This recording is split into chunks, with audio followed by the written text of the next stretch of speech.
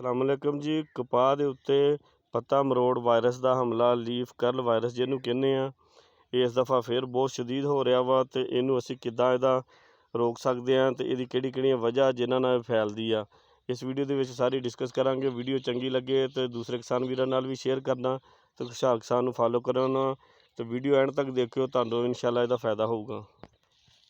ਇਹਦੇ 'ਚ ਹੁੰਦਾ ਕਿ ਜੀ ਉੱਪਰ ਵਾਲੇ ਪੱਤੇ ਜਿਹੜੇ ਆ ਇਹ ਬਿਲਕੁਲ ਛੋਟੇ ਛੋਟੇ ਰਹਿ ਜਾਂਦੇ ਆ, ਇਹਨਾਂ ਦੀਆਂ ਰਗਾਂ ਫੁੱਲ ਜਾਂਦੀਆਂ ਵਾ, ਖੁਰਾਕ ਦਾ ਅਮਲ ਜਿਹੜਾ ਰੁਕ ਜਾਂਦਾ ਵਾ ਅਤੇ ਨਾ ਹੀ ਤਾਂ ਪੌਦਾ ਬੜੋਤਰੀ ਕਰਦਾ ਵਾ ਅਤੇ ਨਾ ਹੀ ਫਲ ਟਿੰਡਾ ਇਹਦੇ ਨਾਲ ਤਿਆਰ ਹੁੰਦਾ ਵਾ। ਇਹਨੂੰ ਸਭ ਤੋਂ ਜ਼ਿਆਦਾ ਫੈਲਾਉਣ ਦੇ ਵਿੱਚ ਜਿਹੜੀ ਸਫੈਦ ਮੱਖੀ ਉਹਦਾ ਅਮਲ ਹੁੰਦਾ। ਪਹਿਲੋਂ ਤੋਂ ਤੁਸੀਂ ਸਫੈਦ ਮੱਖੀ ਨੂੰ ਇਹਦੇ 'ਤੇ ਕੰਟਰੋਲ ਕਰਨਾ ਵਾ ਅਤੇ ਦੂਸਰੇ ਨੰਬਰ 'ਤੇ ਤੁਸੀਂ ਯੂਰੀਆ ਤੋਂ ਪਰਹੇਜ਼ ਕਰਨਾ। ਇਹਨੂੰ ਮੁਤਵਾਜ਼ਨ ਖੁਰਾਕ ਦੇਣੀ ਹੈ, ਜਿਹੜੀ ਵੀ ਦੇਣੀ ਹੈ। ਮਸਲਨ ਯੂਰੀਆ ਨਹੀਂ ਦੇਣੀ, ਉਹਦੀ ਜਗ੍ਹਾ 'ਤੇ ਤੁਸੀਂ ਨਾਈਟ੍ਰੋਜਨ ਦਓਗੇ ਤਾਂ ਉਹ 'ਚ ਤੁਹਾਨੂੰ ਕੁਛ ਫਾਸਫੋਰਸ ਮਿਲ ਜੂਗੀ ਅਤੇ ਕੁਛ ਯੂਰੀਆ ਮਿਲ ਜੂਗੀ। ਅਗਰ ਇੱਦਾਂ ਦੀ ਸੂਰਤ ਹਾਲ ਬਣ ਗਈ ਆ ਤਾਂ ਇੱਥੇ ਚਾਹੀਦਾ ਜੀ ਪੌਦੇ ਨੂੰ ਖੁਰਾਕ ਇੱਦਾਂ ਦੀ ਦੇਣੀ ਜਿਹੜੀ ਇਹਨੂੰ ਤਾਕਤ ਮਿਲੇ। ਇੱਦਾਂ ਹੀ ਕਹਿ ਦਿਓ ਕਿ ਇਹਨੂੰ ਤਾਕਤ ਵਾਲੇ ਟੀਕੇ ਲਾਉਣ ਵਾਲਾ ਹਿਸਾਬ ਹੋ ਜਾਂਦਾ ਜੀ ਇੱਥੇ ਆਣ ਕੇ। ਅਤੇ ਇਹਦੇ ਵਾਸਤੇ ਜਿਹੜਾ ਬਿਹਤਰੀਨ ਅਮਲ ਆ ਜੀ, ਉਹਦੇ ਦੀ ਤੁਸੀਂ ਜ਼ਿੰਕ ਲੈ ਲੈਣਾ ਵਾ, ਬੋਰਾਨ ਲੈ ਲੈਣਾ ਅਤੇ ਮੈਗਨੀਸ਼ੀਅਮ ਲੈ ਲੈਣਾ। ਇਹਦੇ ਸਪਰੇਅ ਕਰਦੇ ਜਾਊਂਗੇ 8 ਤੋਂ 10 ਦਿਨ ਦੇ ਵਕਫੇ ਤੋਂ ਬਾਅਦ, ਅਤੇ ਇਹ ਉੱਪਰ ਗਰੋਥ ਵੀ ਕਰਦਾ ਜਾਊਗਾ, ਨਾਲ ਫਲ ਲੈਂਦਾ ਜਾਊਗਾ ਅਤੇ ਟਿੰਡਾ ਨਾਲੋਂ ਨਾਲ ਤਿਆਰ ਕਰਦਾ ਜਾਊਗਾ।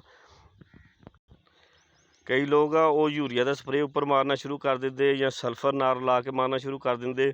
ਉਹਦਾ ਲੀਫ ਕਰਲ ਵਾਇਰਸ ਵਾਸਤੇ ਕੋਈ ਫਾਇਦਾ ਨਹੀਂ, ਉਹਨਾਂ ਬੜੋਤਰੀ ਤੋਂ ਉੱਪਰ ਹੋਏਗੀ, ਲੇਕਿਨ ਲੀਫ ਕਰਲ ਵਾਇਰਸ ਹੋਰ ਜ਼ਿਆਦਾ ਆਊਗਾ ਜਦੋਂ ਯੂਰੀਆ ਤੁਸੀਂ ਉੱਪਰ ਕਰੋਗੇ ਜਾਂ ਸਲਫਰ ਦੇ ਨਾਰ ਲਾ ਕੇ ਕਰੋਗੇ। ਉਹਦੇ ਨਾਲ ਗਰੋਥ ਤਾਂ ਹੋ ਜਾਏਗੀ, ਲੇਕਿਨ ਤੁਹਾਡਾ ਜਿਹੜਾ ਫੁੱਲ ਆ ਇਹ ਟਿੰਡਾ ਨਹੀਂ ਬਣੇਗਾ, ਇਹਦਾ ਇਹ ਕਾਮਯਾਬ ਨਹੀਂ ਹੋਊਗਾ। ਇੱਥੇ ਸਾਨੂੰ ਇਹਨੂੰ ਬਿਲਕੁਲ ਕੋਈ ਤਾਕਤ ਵਾਲੀ ਚੀਜ਼ ਦੇਣੀ ਚਾਹੀਦੀ, ਜਿੱਦਾਂ ਤੁਹਾਨੂੰ ਵੀਡੀਓ 'ਚ ਪਹਿਲਾਂ ਦੱਸਿਆ ਕਿ ਉਹ ਜਿਹੜਾ ਫਾਰਮੂਲਾ ਉਹ ਸਭ ਤੋਂ ਬਿਹਤਰੀਨ ਫਾਰਮੂਲਾ ਪਿਛਲੇ ਸਾਲ ਵੀ ਕਰਵਾਇਆ ਸੀਗਾ, ਉਹ ਰਿਹਾ। ਜਿਨ੍ਹਾਂ ਪਲਾਟਾਂ 'ਤੇ ਅਸੀਂ ਉਹ ਫਾਰਮੂਲਾ ਕਰ ਲਿਆ ਸੀਗਾ, ਉਹ ਸਾਡੀ ਬਿਹਤਰੀਨ ਐਵਰੇਜ ਉਹਨਾਂ ਦੀ ਰਹਿ ਗਈ ਸੀ, ਨੁਕਸਾਨ ਤੋਂ ਅਸੀਂ ਬਚ ਗਏ ਸੀਗੇ।